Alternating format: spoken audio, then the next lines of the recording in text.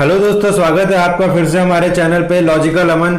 और मैं आशा करता हूं आपको मेरी पिछली वीडियो अच्छी लगी होगी और मैं उसी तरीके से आपके लिए एक और टॉपिक लेके आया हूं जिसमें हम बात करेंगे वर्चुअल डिजिटल एसेट्स की।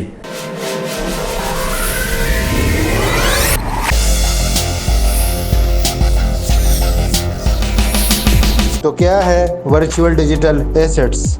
बजट 2022 में honourable finance minister Nirmala Sitharaman ji ने बजट 2022 के अनाउंसमेंट के टाइम वर्चुअल डिजिटल एसेट्स को एक्सप्लेन किया था। So as per newly inserted provision by budget 2022 section 2 clause 47A के तहत वर्चुअल डिजिटल एसेट्स का मतलब है क्रिप्टो करेंसीज और एनएफटीज। आपको पता ही होगा क्रिप्टो करेंसीज क्या होती है, मेरी पिछली वीडियोस में आप जाके देख सकते हो।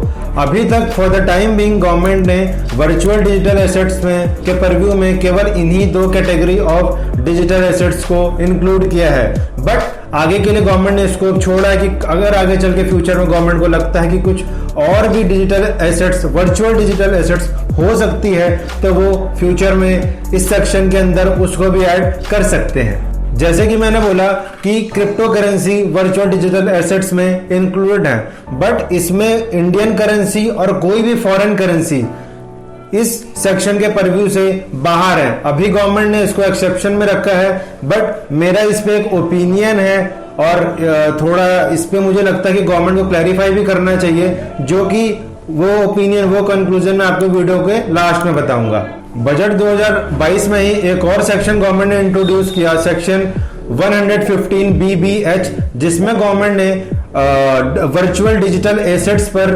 30% का एक फ्लैट टैक्स रेट लगा दिया है। अब कई लोगों का इस पे ये मानना है कि अगर गवर्नमेंट ने टैक्स लगा दिया 30% का, तो क्रिप्टो करेंसीज या एनएफटीज या जो भी वर्चुअल डिजिटल एसेट्स में कह दूं कि वो लीगल हो गए इंडिया में।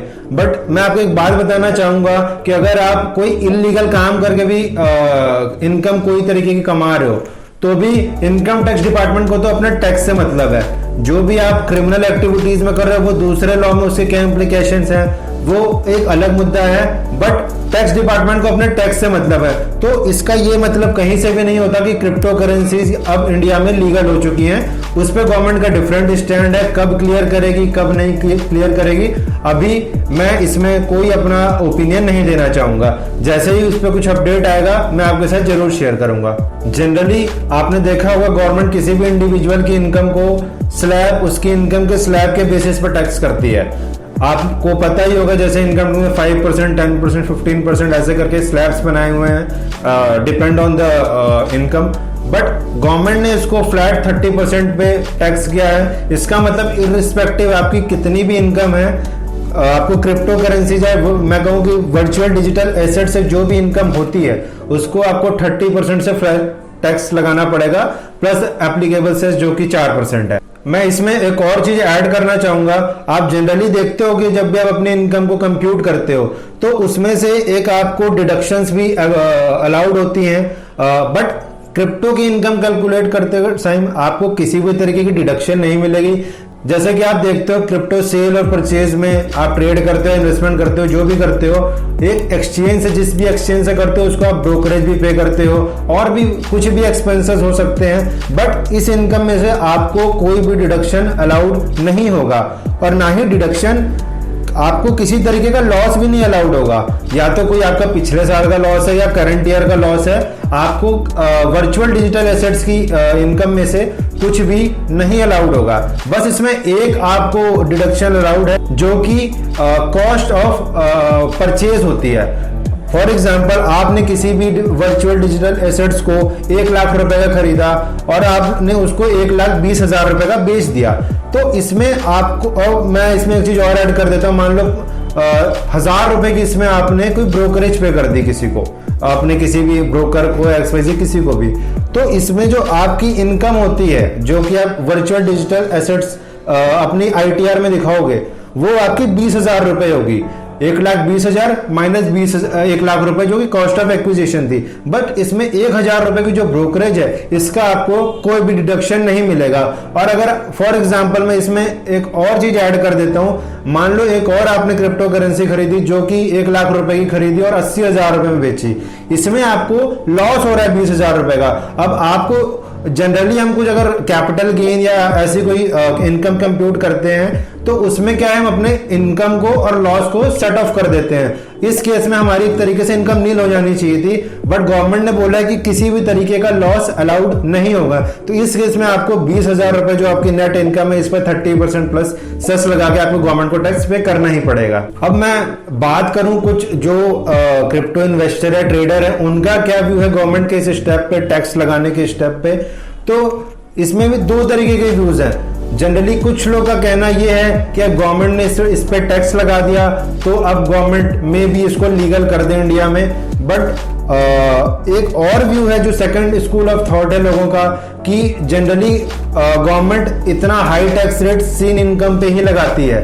तो उनका यह है कि गवर्नमेंट इसको पसंद नहीं कर रही है किसी भी तरीके से।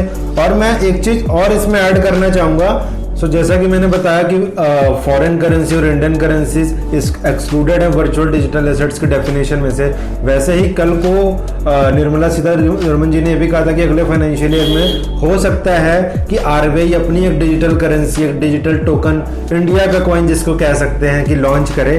तो उसको भी इससे अभी तक एक्सक्लूड रखा गया है और वो भी as a legal tender use हो सकता है। तो चलते हैं अब एक और सेक्शन की तरफ जो कि बजट 2022 में ही लाया गया है, सेक्शन 194S, जो कि बात करता है कि deduction of TDS while making payment for purchase of virtual digital assets. So this section was introduced by the government in order to widen the tax base. Government track करना चाहती है कि क्रिप्टो करेंसीज की जो भी crypto currencies में लोग earning कर रहे हैं उनकी इनकम को ट्रैक करने के लिए एक तरह से गवर्नमेंट ने ये टीडीएस के प्रोविजन इंट्रोड्यूस किए हैं। सो इसमें हम बात करेंगे कि रेट ऑफ टीडीएस क्या है और किन पे ये एप्लीकेबल है और क्या कोई थ्रेशोल्ड लिमिट भी है कि उस थ्रेशोल्ड लिमिट के बाद ही टीडीएस डिडक्ट होगा। तो रेट की जहां तक बात है, गवर्नमेंट ने अभी 1% का रेट इस पे रखा है कि आपको कोई भी आप वर्चुअल डिजिटल एसेट्स परचेज कर रहे हो तो उसकी पेमेंट करते टाइम आपको 1% का टीडीएस काटना पड़ेगा किसी भी बायर को। फॉर एग्जांपल आप कोई 2 लाख रुपए के एनएफटी खरीद रहे हो और आपको उसको सेलर को पेमेंट करनी है तो आपको 1,98,000 रुपीज की पेमेंट करनी है, 1% जो कि 2,000 रुपए डिडक्ट करके। और ये 2,000 रुपए आपको उस सेलर के नाम पे डिपॉजिट कराने होंगे। वो किस फॉर्म में डिपॉजिट होगा, उसका क्या मॉडस ऑपरेंडी होगा सेक्शन 94S का, वो अभी तक गवर्नमेंट ने उसके रूल्स उसके रिगार्डिंग नहीं लाए। वो जैसे ही आएंगे मैं उसके लिए भी आपके लिए एक वीडियो लेके आऊंगा और उसमें आपको प्रॉपर अपडेट दूंगा कि कैसे आप फाइल कर सकते हैं रिटर्न और कैसे आप पेमेंट कर सकते हैं टैक्सेस की।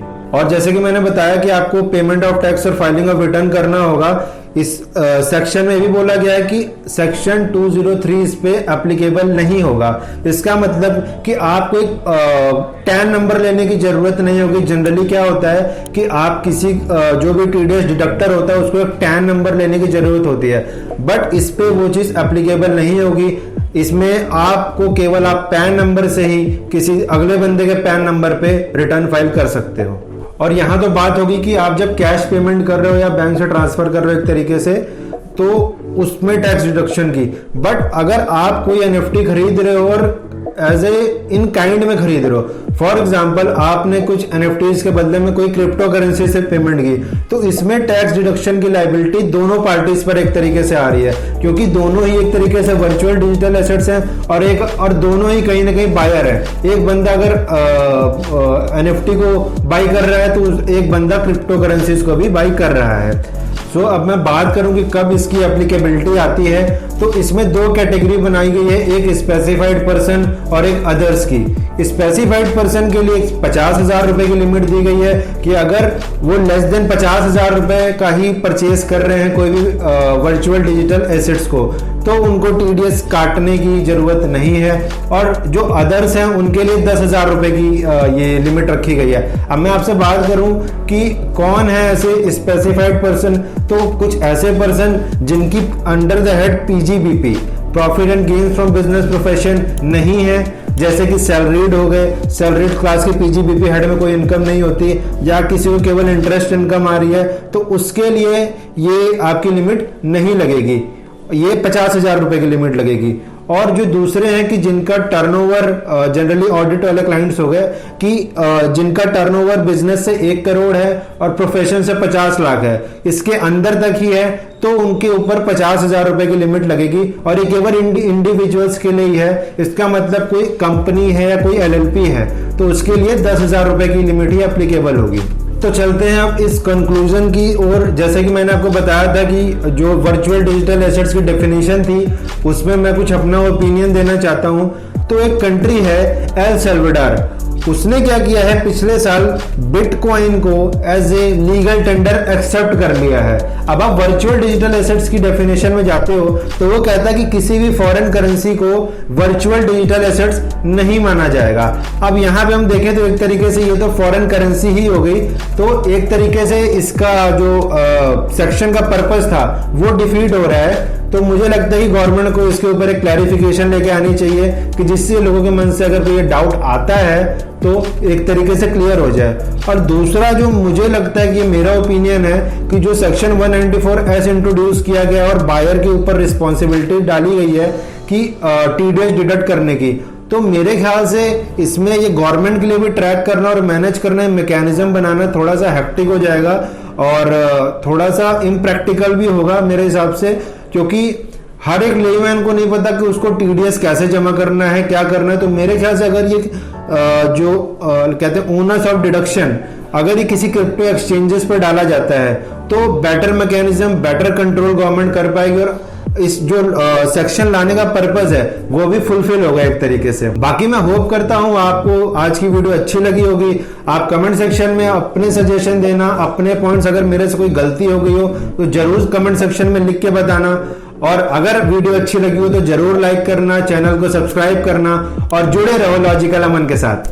Thank you very much.